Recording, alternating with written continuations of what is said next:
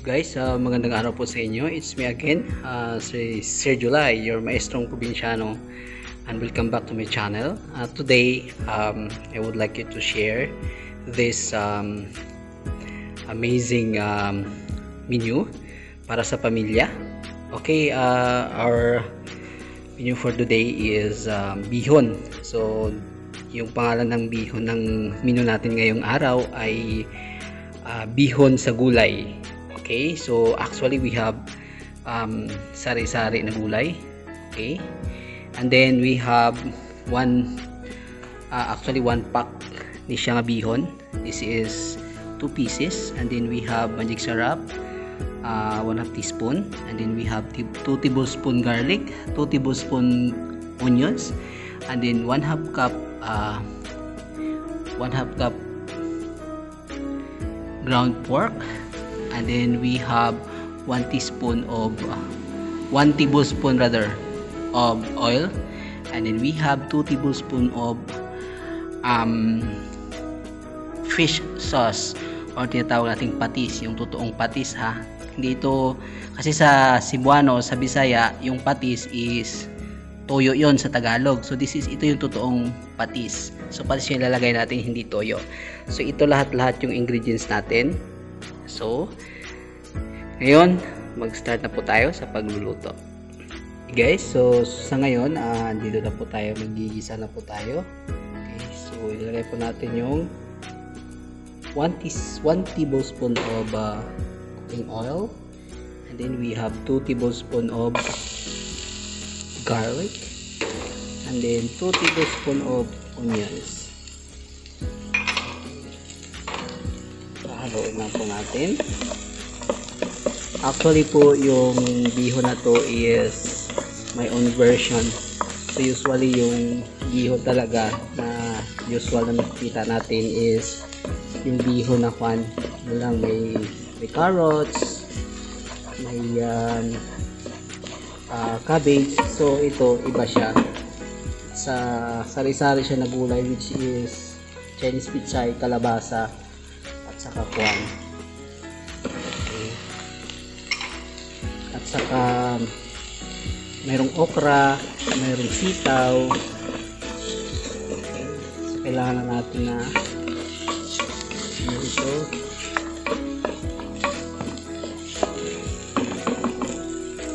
Sa ngayon, sorry, pwede natin lagyan ng paunang patis. Okay, yung kalahati muna ng patis ilagay natin para may lasa yung karne o yung pork. So tutunawin muna natin to, or palutuin muna natin yung ground pork bago natin ilagay yung bago tayo magsabaw.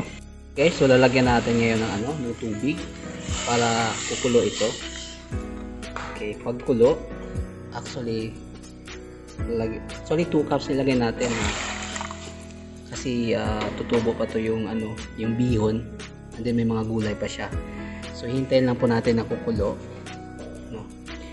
Hayaan po natin na kukulo siya. After 5 minutes, no, is kumukulo na. So ilagay na natin yung bihon. So after 5 minutes, kumulo na po siya. So pinutol-putol ko lang yung bihon para po maganda ang pagkakaluto niya, maganda at hindi po mahahaba.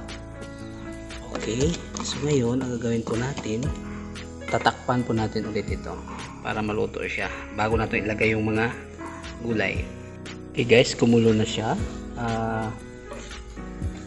Pwede na natin actually ilagay muna yung natin yung mga solid na gulay. So ito po.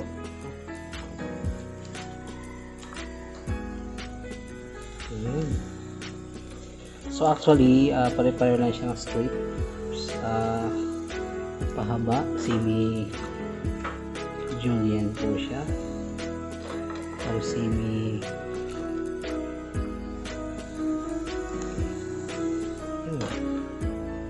So ito yung mga solid na gulay na to is composed of okra, sayote, and then mayroon tayong konting string beans, and then squash o kalabasa. So mix lang po natin ito. Okay, so guys, i-add lang po natin yung natirang patis kanina, okay, para gumanda yung lasa niya. And then ilalagay na natin yung pampalasa, which is magic sarap. Okay, so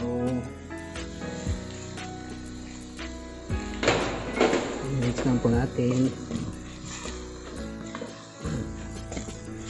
Actually very healthy po ito guys, kasi yung vegetable na to madali lang mahanap po siya. Ibang version ko po ito ng bihon. So dahil iba yung kanyang kasi usually ang bihon na natin is yung minimix po natin is cabbage, at saka may mga carrots, no? Mayroon ding sayote. Okay, so and then tatakpan lang natin yung mga 2 minutes, tapos ilalagay po natin yung pichay. Guys, ito na, idagdag na po natin kasi okay na siya, medyo luto na yung huwag natin kasi overcook yung ibang mga gulay. So ngayon ilalagay na natin yung Chinese pichay. Okay, so naku, napakasarap. Actually mura lang siya guys, no? Para sa buong pamilya. This is 8 to 10 servings. Kung sa balay lang kakainin na ng pamilya, ito, swak na swak, at saka napakamura. So kung inegosyo na ito, 15 to 20 pesos per servings. So dodoble na yung income ninyo, at saka mura lang yung ingredients. Okay, so ito na guys.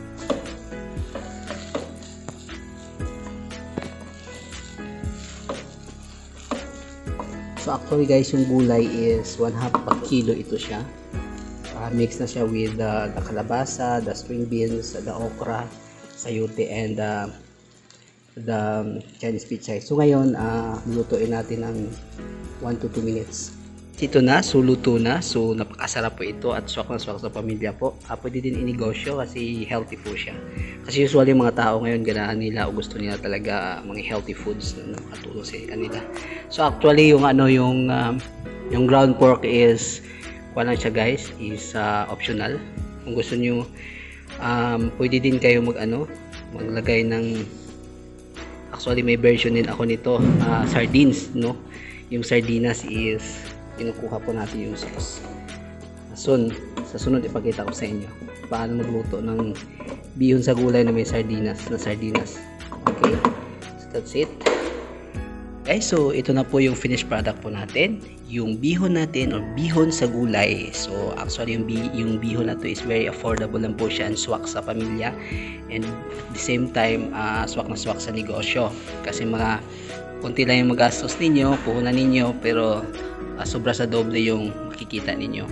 So actually pag before nyo kakainin ito, yung bihon na to, pwede nyo pigaan ng kalamansi. So kung nakita nyo may mga kalamansi po tayo sa pinggan, so sa plating po natin, kasi po bagay po siya ipares po, at masarap po siya, kasi po lalo na patis yung nilagay po natin. Hindi po tayo naglagay ng asin dito.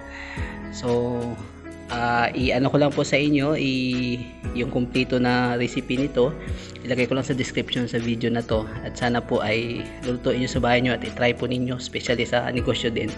Maraming salamat po sa at po nag-enjoy po kayo sa video ko, and sa mga hindi pa nag-subscribe, please subscribe to my channel,